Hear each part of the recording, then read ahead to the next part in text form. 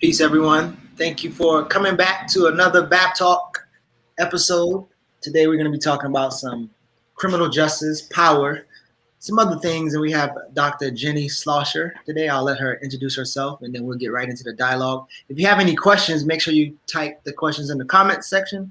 If you're watching on YouTube or Facebook, share with your friends and family, especially anybody who ever have any conversation about anything pertaining to criminal justice. So, go ahead, Jenny, introduce yourself.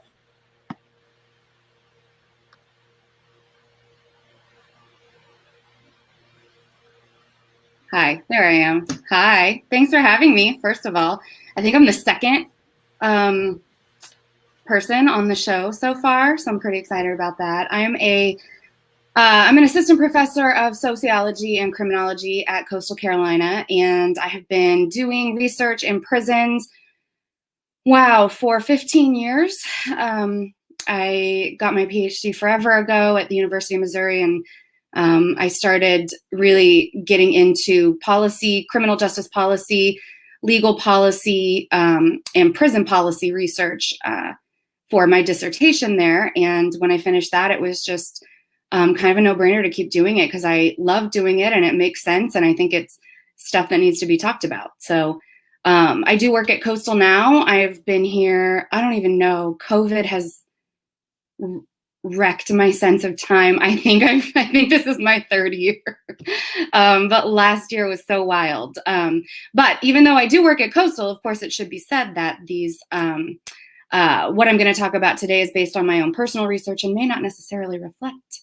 the viewpoints of my employer.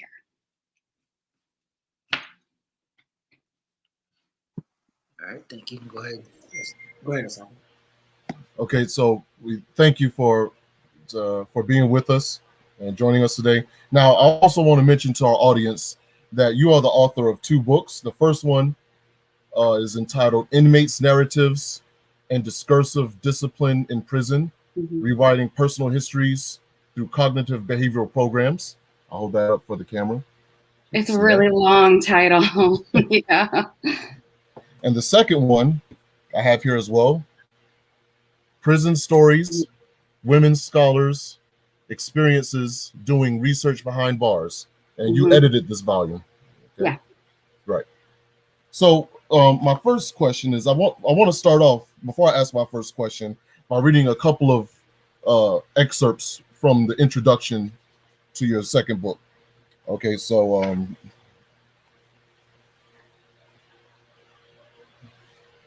as researchers, and this is on page Roman numeral 9 from the introduction, for the prison researcher, navigating the mundanity of her daily life is not separate from her work, because within her daily life is prison research, woven into her thoughts, her dreams, her emotions, and her everyday experiences. As researchers, prison gets inside us. It takes up space. It makes itself known. The experiences we have had in the prison research field are such that the weight of simply being a party to the incarceration experiences of our fellow humans buoys us, anchors us, and sometimes, if we're not careful, can drown us. Okay. And the second passage is from Roman numeral 10 from the introduction. The political, cultural, and gendered constraints imposed on women researchers are entrenched in the heteromasculine context that extends into their research sites. These barriers, often acting as gatekeeping devices, are not widely discussed or analyzed in the field of criminology.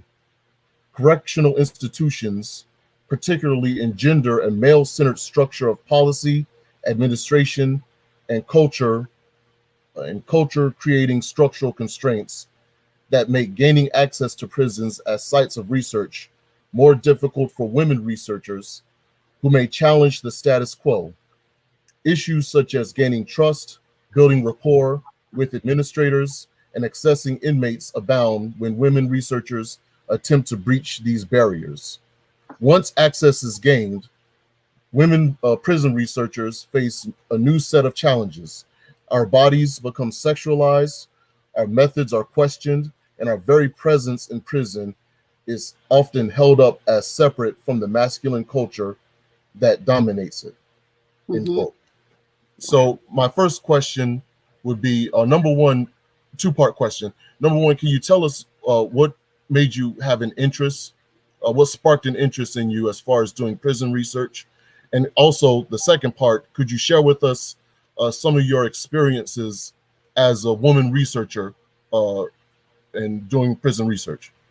Yes, definitely. Everybody always asks me when they hear that I do prison research, what got you into it? Like, do you have family members in prison, or, you know, do you know someone in prison? And the answer was no. I had zero experience with prisons prior to going to grad school. When I was in my first year of grad school, I was a teaching assistant for a professor at the University of Missouri. And he was teaching a criminology class, and he took an undergraduate criminology class. He took his class to prison for a tour, and I'd never been to prison before in my life. And I hadn't ever had to think about it, you know, so it just wasn't on my radar as a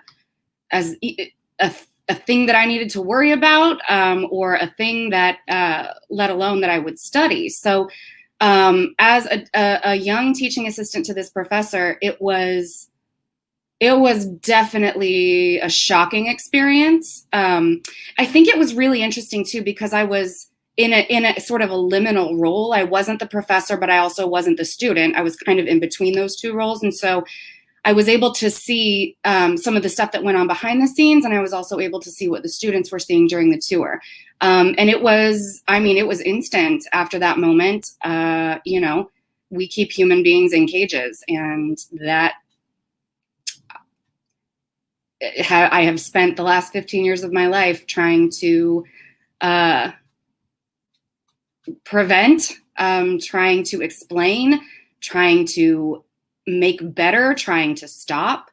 And so it's a thing. It is. When I said in that introduction, that part that you read, that it's a thing that gets inside you, it really, truly is.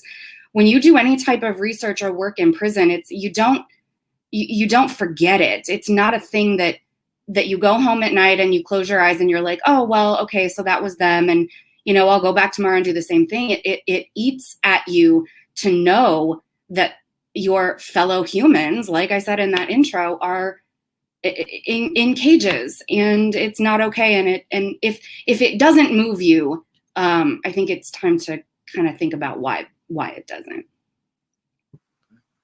About how long have you been in the field? Oh, about 15 years. So I started right away. I was still in grad school when I started doing prison research, right after that experience that I had going to prison for the first time. And I have just never stopped since. Right. So my question is kind of, I guess it could be heavy, but, you know, being in the field for 15 years and kind of, you know, seeing what you've seen, do you think that any kind of reforms still within the structure of capitalism, do you see any connections between like capitalism and the criminal justice system? So are there any reforms that can happen and maintain capitalism? And then do you see a connection between capitalism and the criminal justice or the prison industry? Okay. Well, okay. Let me try to take that piece by piece. So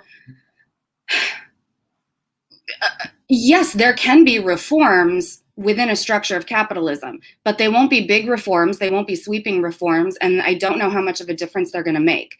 You know, we have, of course, monetized prison first and foremost. We have private prisons. A lot of my students, when I teach corrections, don't realize that private prisons exist, and regardless of if it's private or not, a lot of the same things go on in state and federal prison as well. But we have an incentive to incarcerate people. We have a monetary financial incentive as a country to continue to incarcerate people, and that's why our incarceration rate is so high, among other reasons.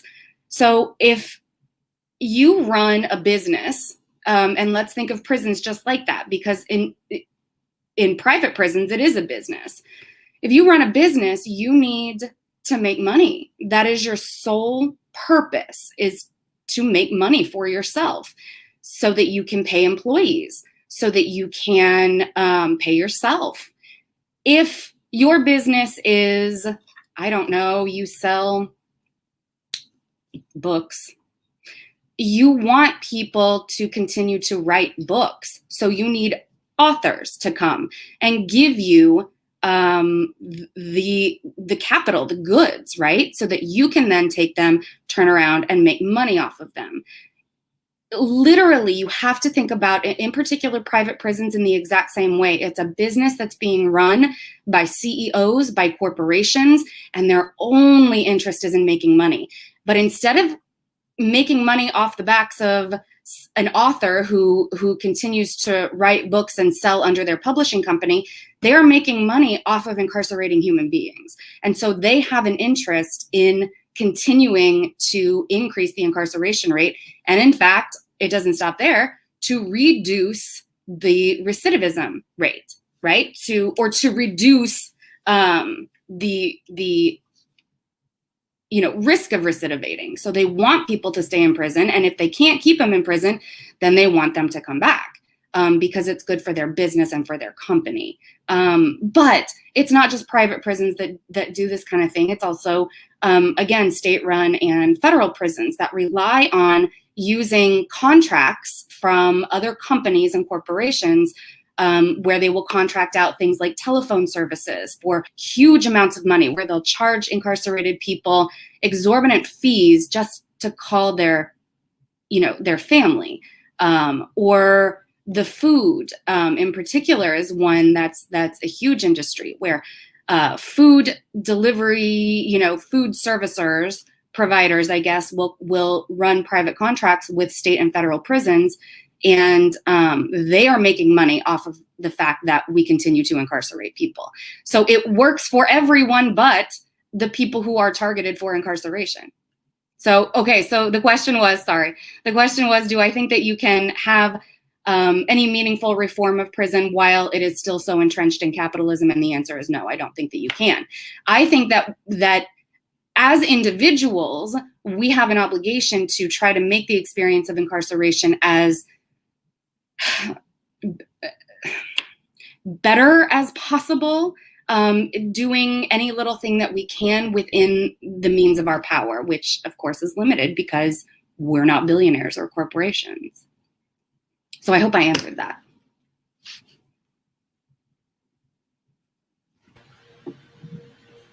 So just want to stay on the subject of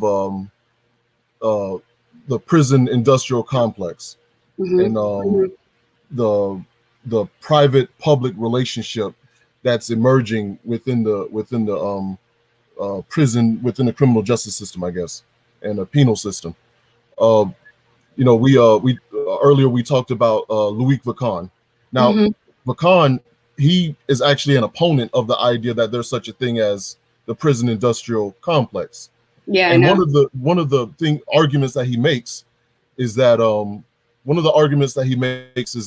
well, if you're talking about an encroachment of privatization, that would be in every, whether you're talking about welfare or education or any other institution that, the government provides services for the people, there's also a privatized element within it. Yeah. So therefore, that's not unique to the prisons or the criminal justice system. And my response to that one point would be that's not necessarily an argument against the prison industrial complex. That seems like it's more of an argument on behalf of the privatizing of the American government than anything else. So yeah, I mean, and Marx talked about it all the time in age of redundant labor. Black bodies are worth nothing now when they're walking on the streets of Conway or Chicago or Baltimore, but they automatically generate $40,000 to $50,000 a year once you put them in a cage. Yep. Yep, but, that's exactly right. That is also a point of critique that I have with Louis Vacan's point as well. I think it, I agree with a lot of his philosophy and a lot of his theorizing, but one thing that I think is a little bit problematic is when you say that either the prison industrial complex doesn't exist, or you downplay it to say that, well, then the XYZ industrial complex also exists. Yeah, that's true. But what you're doing is forgetting about the fact that there are actually people who go to sleep tonight living in a cage, right? So if we talk about these broad systems and policies and reforms that need to be made to the system, yes, I think that's important. Yes, I think that is absolutely necessary. But you also can't forget that there are people who are still incarcerated. And so we have to also do what we can for them on a one-to-one kind of level as well, as much as we can. So I wanna kind of also stay in that area, but we went from the capitalistic society or crime-agenic society that creates this vehicle, this business operation that need bodies. Well, I was about to say black bodies, but need bodies. But yeah. Right. But there's also some kind of socializing, right? So whether it's media, TV, education, whatever, that paints an image of the people that's caged inside these places, right? So people often struggle with seeing those that are considered criminals as victims, right? And so I want to know your thoughts on that, and how would you encourage people to see and understand this situation in a more, clear, sober way? Ooh, I'm so glad you asked me this question. I was hoping that we would get to this one because I have some things to say. So I have two answers for that. The number one answer is, if you have trouble seeing someone who is incarcerated as a victim or as a human, I think that the very first thing that you need to do is go visit your local jail or prison. Go talk to people. Go speak with the individuals who are incarcerated there, and then do some work in your own community. Talk to their families.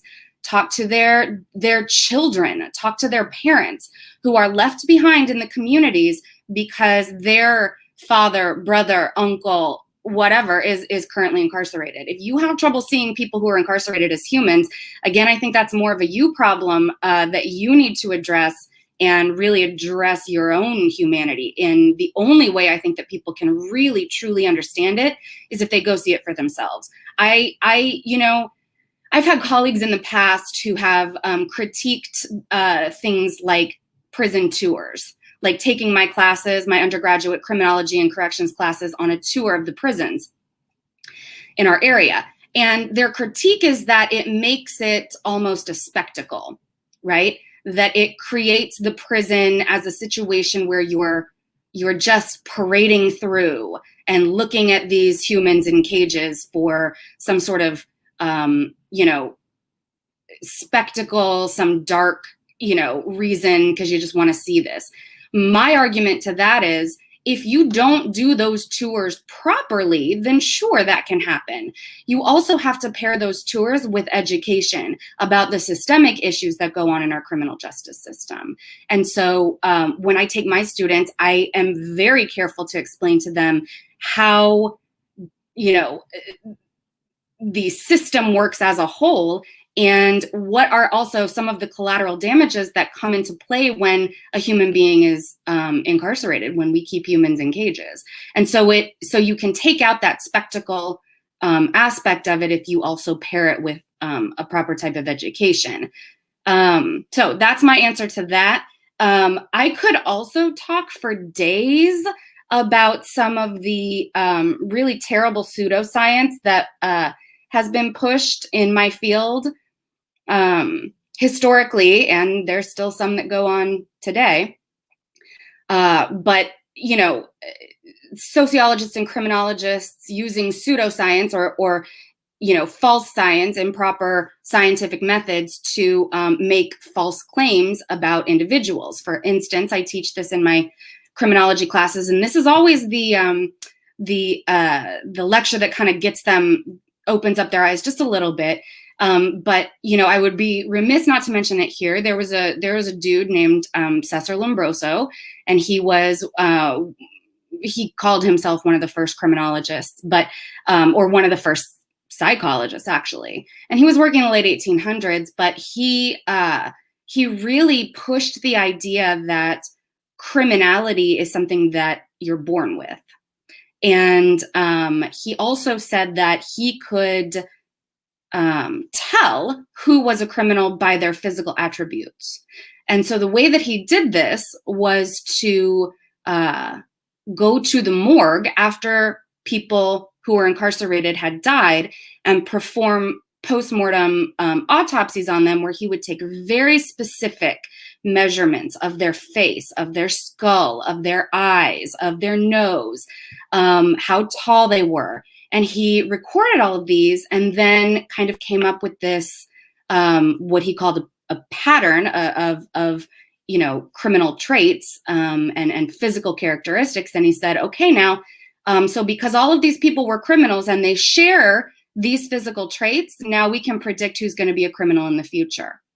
It was one of the first forms of science-backed racial profiling, and people loved it.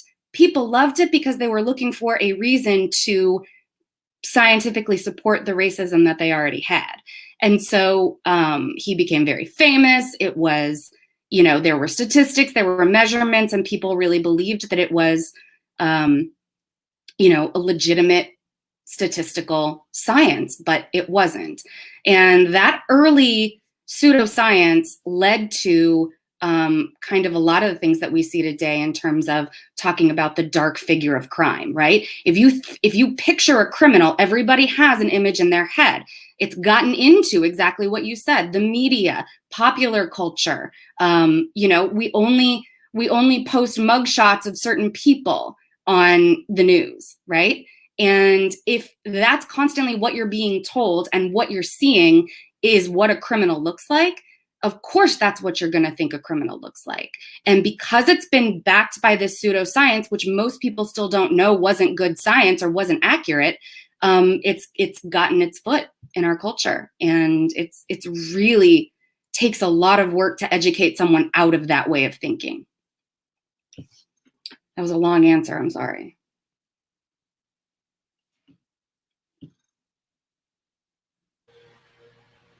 Yeah, so we move from the biological explanation of criminality, yep, to now more so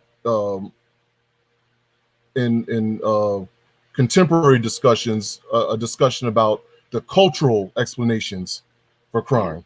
Now pushing the explanation of criminality on cultural deficiencies. Mm-hmm. Can you speak with us a little bit about the movement from more of a biological explanation to a cultural explanation, and some of the pitfalls or mythologies that are centered around that? Yeah, definitely. So when you oppress a group of people forever, right? And you entrench them in poverty, and then you incarcerate them for that poverty or for doing what they need to do to exist in that poverty. When you do that to people, it's not a cultural failure on their part for engaging in criminal activity or criminal behavior. It's a societal-wide social failure to not create equitable circumstances for everyone. And then people act all surprised that people who have been systemically and historically oppressed are, then also targeted for incarceration more. It shouldn't be surprising. I mean, the system, I saw something somewhere online that said the system isn't broken. It's working exactly the way that it was intended to work. So it has been created and set up this way to oppress, it can't be done in certain ways anymore. So we can't literally enslave other humans anymore. And so now what we do is incarcerate them, which is also a form of enslavement, by the way, because we also have prison labor where incarcerated people are forced to work and are not paid either anything, or they're not paid anything that would at all equate to the labor that they're being forced to do. So no, it's not a cultural thing. It's by design that this is happening.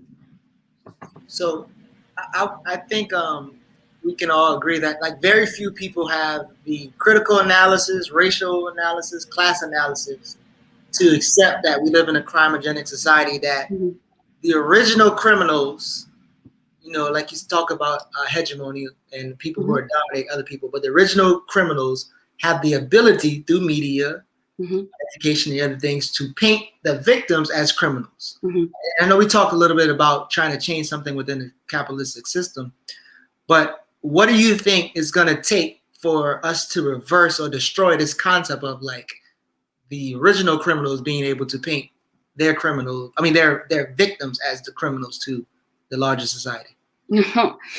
Oh, I think my answer 4 years ago would have been different than my answer now. And I don't have an answer to that. If I had the answer to that question, I think that, I don't know, maybe I'd have my own talk show.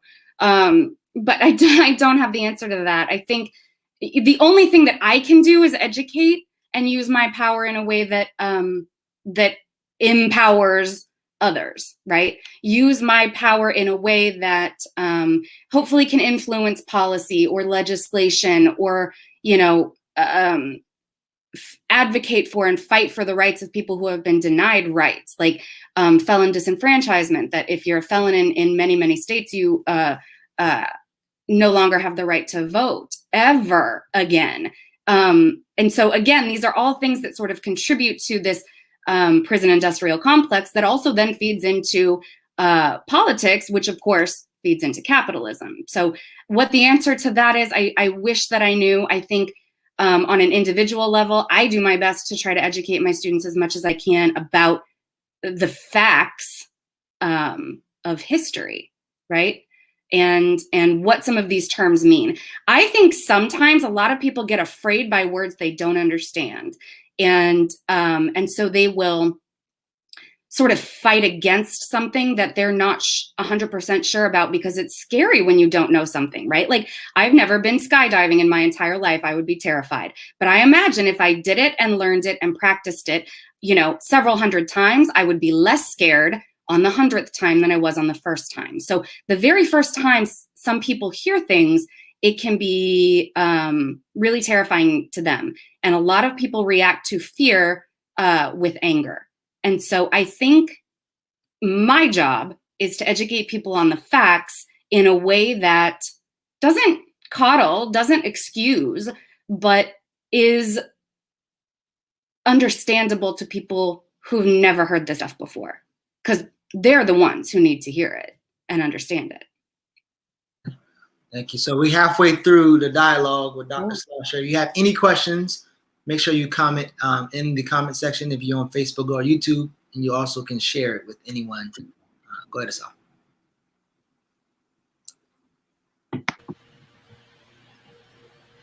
So let's talk about a little bit of the work that you're doing now in the community. If you could tell us about the work you're doing with your students at the J. Reuben Long Detention Center here in Conway. Yeah, so this is our big county jail, J. Reuben Long Detention Center. And, you know, it's where most people go who are arrested anywhere in Horry County. And, you know, jail, and again, this is a thing I think a lot of people don't know. If you've never had to think about this, or you've never taken a class in it, why would you know this? But jail is really a holding tank.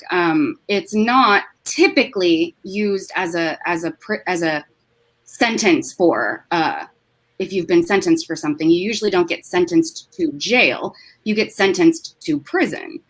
Prisons are very different from jails. Jails are short-term places where people are held until they can get a trial date and be either found guilty or not guilty. If they're found guilty, then they're sentenced. If it is incarceration, then they go to a state or federal prison. But just coming to a jail is sort of a transitional type of thing in between when you got arrested and when your court date is. Now, if you think about that idea that jail is transitional. So you get arrested for something, you've not yet had a court date on this end of it. You have a police officer arrest you for whatever, and you go to jail, and they say, okay, here's the crime that you were accused of committing. here is what we're going to set your bail at, $5,000. If you can come up with $5,000, you can wait for your trial date at home. If you cannot come up with $5,000, you have to wait for your trial date in this jail, incarcerated, right? So there are people, most people in jail have not yet been found guilty of a crime, have not yet even gotten a trial yet. And so when we look at these people, we have to be able to understand their liminal or transitional state in the community. They have just come from the community. They have jobs and families and responsibilities, and they are likely to be out at some point, hopefully in the near future. So my work really kind of taking it back to what I said earlier about taking students to jails and prisons as a way to show them this is the reality of it, this is what it looks like.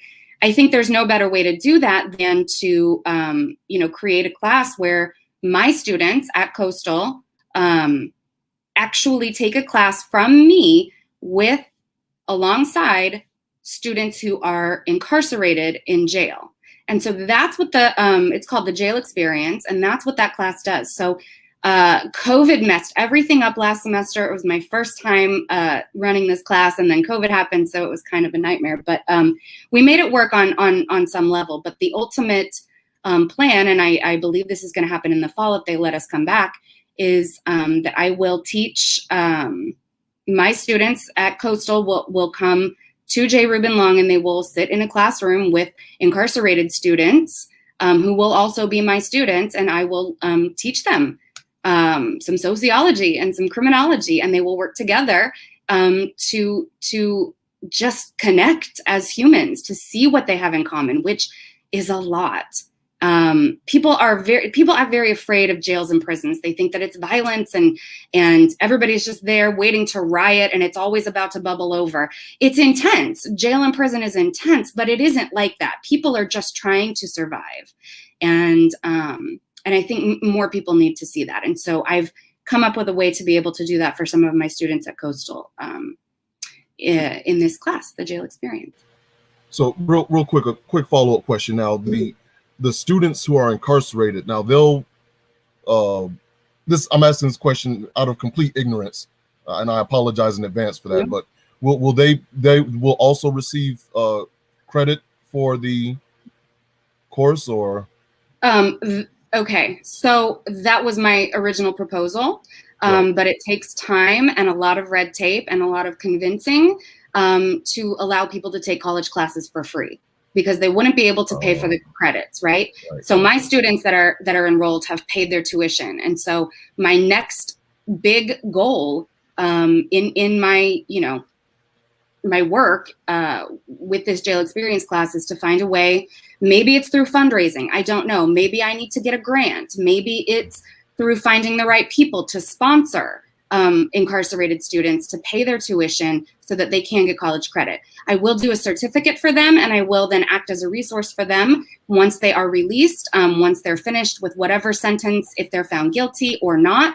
They will have my contact information and be able to use me as a reference going forward. And so I will happily tell any potential employer, yes, this person took a college class with me, and talk to them about how that experience was important for them. So it's my next goal, but it takes a lot of work. So if anybody out there wants to send me some money to pay the tuition of incarcerated students, that'd be cool. So I heard a couple things in your answer, that one and the first one. When you talk about the to get out and wait for trial, $5,000. To not, you got to stay in here. And so, and then the chances of things happening when you stay in there. So I heard political science, I heard economics, I heard wealth disparity, institutionalized racism. I've heard so much in there. So my question is, especially as we have students in the spaces, sometimes with behavioral science, we're taught that solutions for the problems by the people who are kind of massaging the problem. So for instance, they might say, well, we just need representation, right? And so what you just, my question is, will having more Black police, Black prosecutors, public defenders, judges, would that help with this thing? Why or why not? Again, I want to kind of focus on this stress for representation, because sometimes when they hear systematic issues, they immediately say, "Oh, we just need representation. Let's just get Black folks in there and fix it." But will having those Black cops and prosecutors or whatever, will that help? This is a really hard question to answer, and I'm just going to answer it honestly based on the research, right? Based on the science, the data, the actual research. And the answer is no, it won't help. Yes, representation is important. It is absolutely important. It is important for, for people to see people who look like them in positions of power. That is important. But when the system itself is so broken, so corrupt, it really isn't gonna be a situation where if we just have more Black people in the prosecutor's office or the police force or as judges, it's really not a situation where that representation will be able to cure the system that is diseased, right? So representation is important. It's a double-edged sword, and it's a tough question to answer. But I ultimately think that that until we cure the system or eradicate the system, I don't think that it's going to change huge amounts of things. Now, I can tell you, based on experience, I have had many students, former students, go on to become police officers. They take criminology classes and they then want to become a police officer. It is harder to become a police officer for students who have taken classes where we address things like the systemic issues in the prison and criminal justice system, because they're able to see it and because they're able to, sort of remember the facts and the data and the science that we've talked about, but then they're confronted with something on a daily basis. And so it is more difficult for them to sort of know what's going on, but then still have to be a part of enforcing that. I think that's an incredibly difficult position for them to be in. And I had a student who, worked for the NYPD, and he just said, I can't do it anymore. And he's Black. And he said, I've got to do something else entirely. I cannot keep doing this. And I said, I will support you, whatever you want to do, but I get it. It's difficult. Yeah, I always thought it would be interesting. So the light research that I did in Baltimore, more than 90% of the law enforcement I interact with joined law enforcement for the pension and the pay and the money. It really wasn't for anything else. So they couldn't really understand that the dynamics of, hey, I have politicians that I don't trust that make laws that I enforce on people that I want to trust me. Yeah. They don't get to accept that craziness. But, I would think it'd be interesting to see folks go into that a little more conscious, like you said, the brother who said, I can't do this. So that'll be interesting to see. No, exactly what you just said. You said it a million times better than I did. So that was exactly it. Yeah.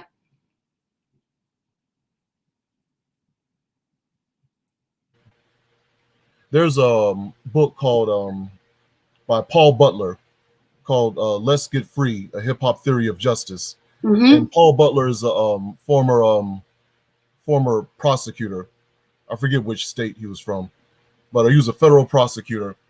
And he makes it quite clear, and it's in line with what you were saying about Black representation.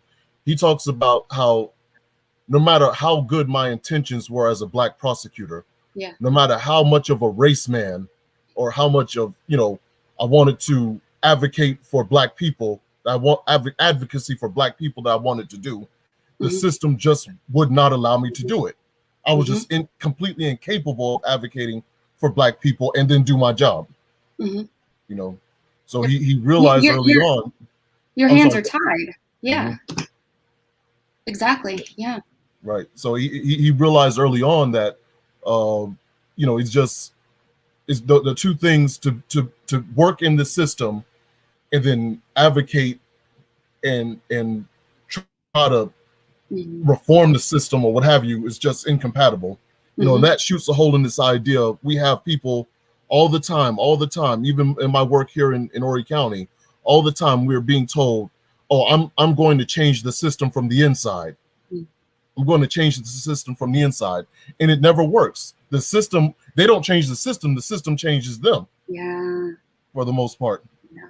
I think I got it now. I think what they meant is they're going to get some loose change from the system. They're going to get paid the loose change. I think that's kind of what they were saying. I'm just now catching it. Okay, I'm writing that down. I feel like we really need to write something called loose change and talk about this. Yeah, I'm getting loose change from the system. I'm getting my little salary is their loose change. And that's what I'm getting from the system. That's really good. No, I'm writing that down.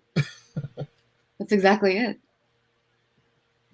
So tell us a little bit about your research regarding TikTok and cell phones. Oh, okay. I took a look at some of the writings that you've done on this, and I find it quite fascinating. So please share that with the audience. So I'm not Gen Z. I am not the age of my students. And so I didn't really know what TikTok was. I had to have people explain it to me. But apparently, prison TikTok is a thing that's been going on for quite a while. And it is where incarcerated people have acquired contraband cell phones. The most common way that they get a contraband cell phone in prison is because they are able to bribe a guard to smuggle it in for them. The most common way that cell phones are acquired in prison. And once they get the cell phone, they then post videos to TikTok. I was very quickly educated on what TikTok is. And once I realized there was a thing called prison TikTok, of course, I was on it all the time. It is really, it has a lot of followers. The hashtag prison TikTok has a lot of followers. There are not many accounts, not many inmate accounts for obvious reasons, but they have millions and millions of followers. People are interested and fascinated by prison. I think, again, that kind of harkens back a little bit to the spectacle. I think people don't know what prison is like, and they want to know what prison is like because it's a taboo subject. It's a thing you're not supposed to talk about or want to know about, but they are drawn to seeing what goes on in prison from the perspective of incarcerated people. A lot of what's posted on prison TikTok is, you know, the challenges, the TikTok dances, the just other types of fun things that are done, but they're doing it behind bars with contraband cell phones. If an incarcerated person is caught with a contraband cell phone, in most cases, they will have years tacked on to the end of their prison sentence. And that's no joke. I mean, they will put years on your prison sentence. So if you're serving 5 years, you get caught with a contraband cell phone, you're in for at least 1 more year, if not 3. In most cases, they are risking a lot to be able to post a dance challenge on TikTok. And so my colleague and I, she's actually an anthropologist. My colleague and I thought this was, you know, such an interesting situation, such an interesting phenomenon that was happening, that people were willing to take such risks to feel part of popular culture, to remain connected to other people. Of course, they're also texting and calling their wives and girlfriends and mothers on those cell phones, but to risk posting something seemingly benign on a social media website where you're showing your face with the punishment that is that high, we really thought we have to look into this and see what's really going on here. A lot of other accounts and TikTok, prison TikTok incarcerated people will post things where they will show people around their cells.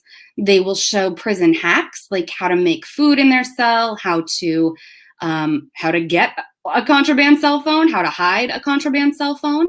And people are also very fascinated by this, how people have adapted and how they, what lengths they're willing to go to survive in prison.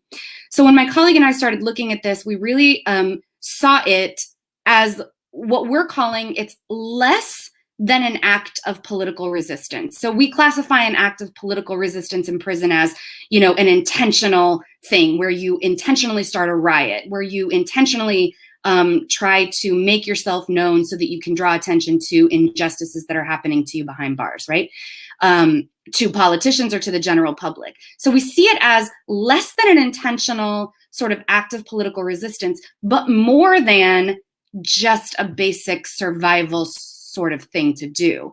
So we're really locating it theoretically in between those two poles. And it's very interesting where that sort of fits. We are calling it social reclamation. So they are trying to reclaim their social selves through the use of contraband cell phones to post on TikTok. They communicate in the comments with people. They're answering comments, they're answering questions that their followers ask. And so it is intentional, but it is also for a purpose. And that purpose is so important for them that they are more than willing to risk a hefty punishment if they're caught for it. And we think that that is sociologically relevant, to say the least. One thing that I wonder about that, when we look at the women and men in prison who might be participating on that, I wonder the economic implications and I don't know what else I want to say with the word, but wonder what's happening with the people who are monetizing off of that, right? So let's say, for instance, if somebody controls this account and they have so many followers, they also get advertisements. TikTok is getting exposure or whatever. So I wonder how that is set up in terms of like who's getting money and how's that money being used, and are they benefiting from it in any capacity? They are. I'm glad that you asked that. So the people that are mainly benefiting from it are the people that are smuggling in the cell phones. That's who is benefiting from it financially because they get paid to smuggle in those cell phones for people. But every single prison TikTok account is also linked to like a Cash App or a Venmo. So their followers can directly send them money, which will go into their prison account that they can use to buy things at the canteen, which of course the food is much better there than it is at the cafeteria, or you can buy, whatever, cigarettes, an extra, blanket, books, something else, or you can have cash to buy more contraband cell phones from guards. Yeah, so I think that's a great question. I forgot to mention that. There's also just real quick, and I think you may have mentioned this or touched on it already, but there's also I don't want our audience to miss the psychological elements that go along with TikTok, to be sure, but also having the cell phone in general to be able to contact family members, being able to I presume FaceTime or what have you with your children, and things like that. There are other psychosocial benefits that go along with being able to have a line to the outside world. Yeah, absolutely. And that is supported 100% in the empirical research. Yeah. Study after study has been done on the benefits of incarcerated people being able to maintain contact and relationships with people on the outside. What's interesting, and I'm glad that you brought this up, is in our piece, we are also juxtaposing the state narrative. And the state narrative, or the government narrative, is that inmates in prison are using cell phones primarily to commit crimes, primarily to orchestrate crimes outside of prison, or call for drugs or order a hit or something, right? They have pushed this narrative, in fact, so hard that we have the Cell Phone Contraband Act, which was enacted in 2010, that makes it a crime to have a cell phone in prison. There is no empirical scientific data, evidence, nothing to show that inmates are primarily using cell phones to orchestrate crimes. The data, the evidence, the facts literally show they're primarily using the cell phones to connect with people on the outside for the purposes of maintaining their social relationships, wives, children, exactly like what you said. The TikTok is ancillary to that. The TikTok thing is because I have a cell phone, right?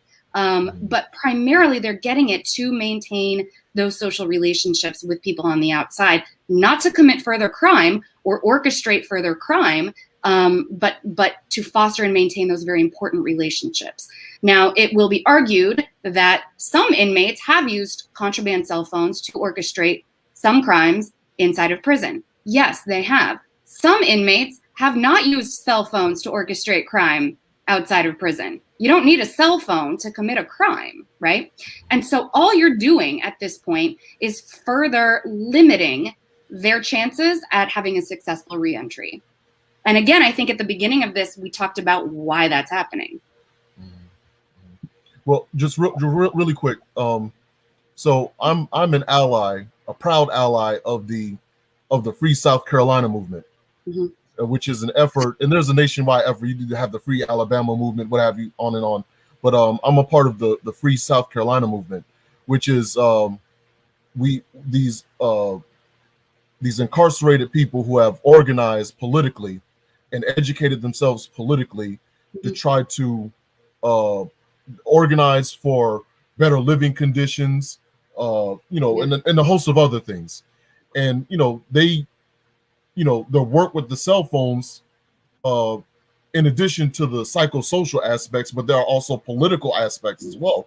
As far as organizing, helping, coordinating, sit down strikes or something like that from prison to prison, and that is also an important aspect as well. But I bring up the Free South Carolina movement because I want everyone who's listening, when you have a chance, as soon as this show is over, go and look them up. Go and look up the Free South Carolina movement. I'm gonna type it in the chat, and I just want everyone to give those brothers as much support as possible. So something just came through on a message, and I wanted to see if you can kind of expound on that. So there's a statement someone said that in South Carolina, time can't be added to your sentence, but it goes through a point system that they lose. They lose phone privilege and visitation, or they might be put in a hole. Is that like different with different states, like in terms of getting caught with this? Yep. That's exactly right. It varies state to state. Every state has different laws and rules and regulations about what can be done to inmates in their state prisons. But essentially what's happening is they're making it so heavily punished that it does end up adding years to people's prison sentences. And in fact, South Carolina has made the news because one of the biggest cases that politicians and lawmakers cite is when an inmate did orchestrate a hit on a former prison guard in South Carolina. And so they use that singular event to try to continue to create laws and pass bills making it illegal to have cell phones. But yeah, you're absolutely right. That's exactly right. So you will take away privileges, or you'll lose points based on that system. But eventually, at a certain point, you will have time added to your prison sentence. It's different for every person, though, and this is what's really hard when I teach it in my criminology classes. Is not everybody's going to get the same punishment. And I mean, that's true in life, and that's also true in prison. It depends on who you are. It depends on who you know. It depends on what you've done. It depends on what you did with the cell phone, how you got the cell phone, things like that. So everything is relative to the situation at hand. But yeah, they'll find ways to overly punish, for sure. Right. So we are probably like five to 8 more minutes. Any questions that you have, make sure you get those questions in the comment section. I kind of wanted to go off key, but still kind of there, because we talked about TikTok, social media. Something that has been on social media like crazy lately was Juneteenth as a federal holiday. And with all the misinformation going on about Juneteenth, which is very frustrating for most people, what do you think about this federal holiday being oh, this thing being considered a federal holiday, when you know like the state of the criminal justice system, right? Because I'm asking this question in terms of like progress, like celebrating these things while these things are here. Like, what do you think about that? Just in general thoughts of, this holiday being celebrated here, but hey, there's a whole lot of work that still needs to be done that actually kind of show that there hasn't been any improvement. Yeah, exactly right. I think it is absolutely ridiculous to, out of one side of your mouth, make a national holiday for something like Juneteenth, and then out the other side of your mouth, and I'm talking about the politicians here, out the other side of your mouth, make it a crime to be able for educators to teach about why that is a holiday, why it just became a federal national day of recognition. I think those two things don't coalesce at all. And it's really problematic that we have laws currently being written that prevent educators from talking about things like systemic racism. And yet then we have a national holiday that's just been signed by the president that talks about racism. And so I don't see those two things being able to exist at the same time. And yet somehow they are.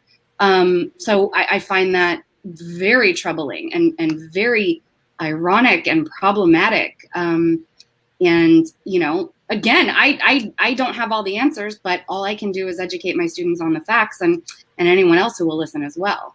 So I think the signing of the national holiday was symbolic. I don't think it was as substantive as we would hope. Well, I would also add to that, you have to consider the fact that this is, signed into law by one of the biggest mass incarcerators in American history. Yeah. I mean, it's and this has always been a point of contention when I debate a lot of kind of the mainstream liberal Democratic Party folks, who do work in the community here. They a lot of them are like, well, what's the problem? Trump is out, Biden's in now, so we can rest well. But they can only say that from their own privileged bourgeois perspective. They can't say that from the perspective of the Black working class, that Joe Biden played a significant role in subjecting to the system of mass incarceration. And as well as Kamala Harris, for that matter. They both benefited politically from locking up poor Black people. And almost every politician does. Yes. Yeah. Absolutely. Yeah. So I think it's rather hypocritical for someone like a Joe Biden, who only seems to speak nicely to Black people when he needs our votes. Other than that, he's real bitter and well, anyway. He's so I personally found it rather hypocritical. If you want to really celebrate Juneteenth, okay, of course establish the holiday, but also kind of implement policies that would let these millions and millions and millions of people who are locked up out of prison, who don't need to be in prison, out.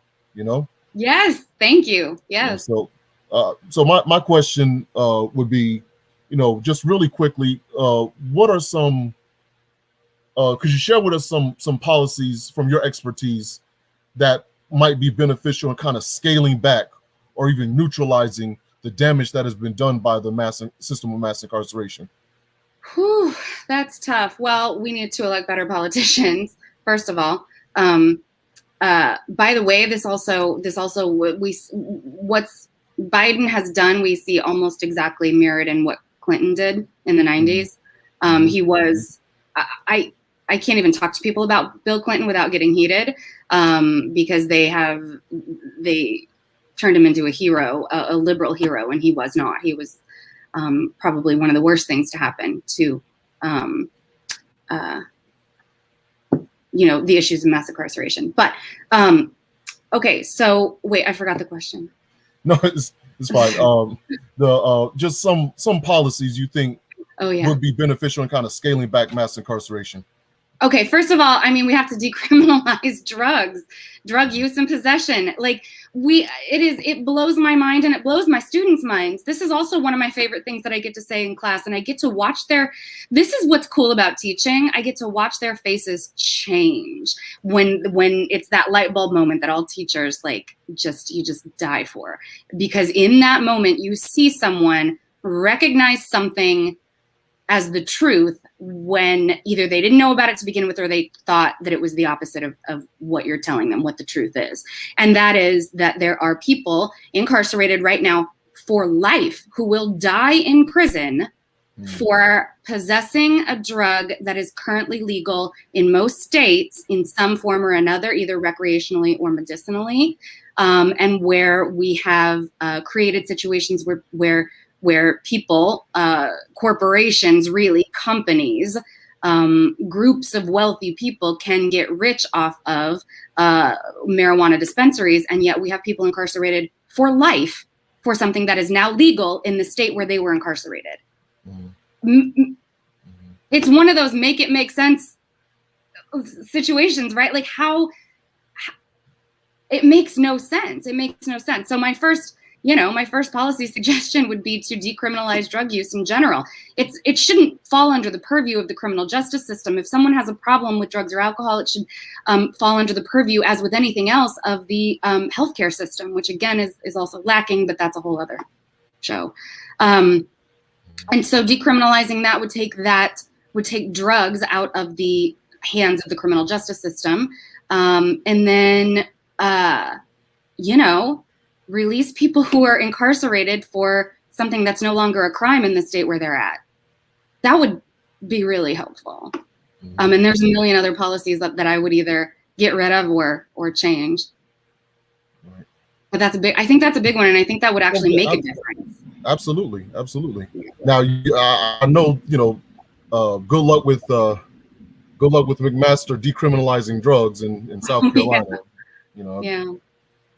Well, I actually was an associate researcher for the Institute for Cannabis Research before I came here, and that's when I lived in Colorado. And we did a lot of work on, pushing for legislation that decriminalized, not just legalized marijuana, right? Because that's a whole different ballgame, but decriminalizing it. So taking it out of the criminal justice system, the hands of the police, the legal system altogether.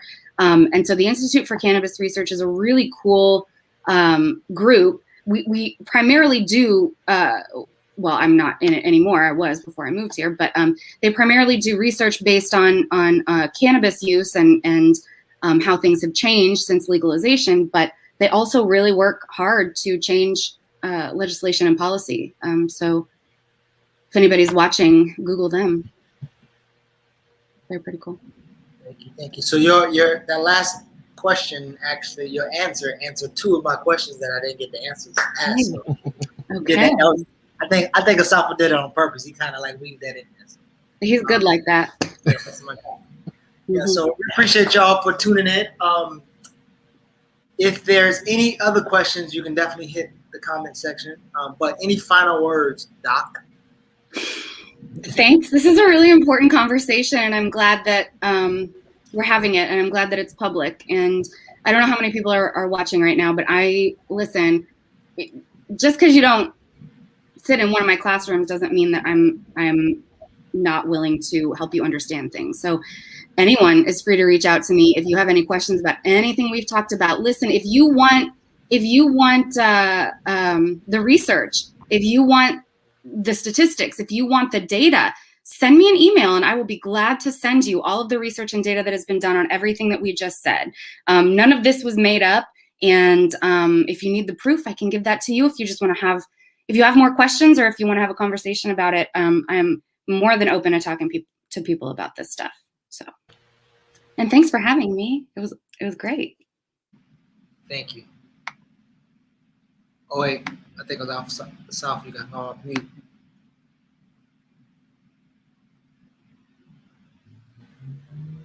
Okay, sorry. So people want to reach you. How would they be able to get in contact with you? Well, can I type in the chat, or do you want to? My Gmail is probably the best. I check that more than my work email. Don't tell anybody. But it's just my name, jenny.slosher@gmail. jenny.slosher@gmail.com. Yep. Okay. So that's good. So, Dr. Schlosser, we want to thank you for joining us. I think your comments, your remarks, and your answers were extremely insightful, and I'm hopeful that our audience got a lot out of it, because I know I did. So, and we look forward to doing more work with you in the future. Definitely. And with us here at the Barter and Build Think Tank, we have our weekly meetings, weekly study group Thursdays at 8:30, and every month we try to do a lecture. Every month we attempt to do at least one episode of BABTalk, where we have insightful guests, brilliant guests who are not only making the impact in the realm of academia or policy, but also making an impact in the community. So Dr. Schlosser is right in line with that. So we thank you for that, and we thank you all for listening, and we'll see you next time.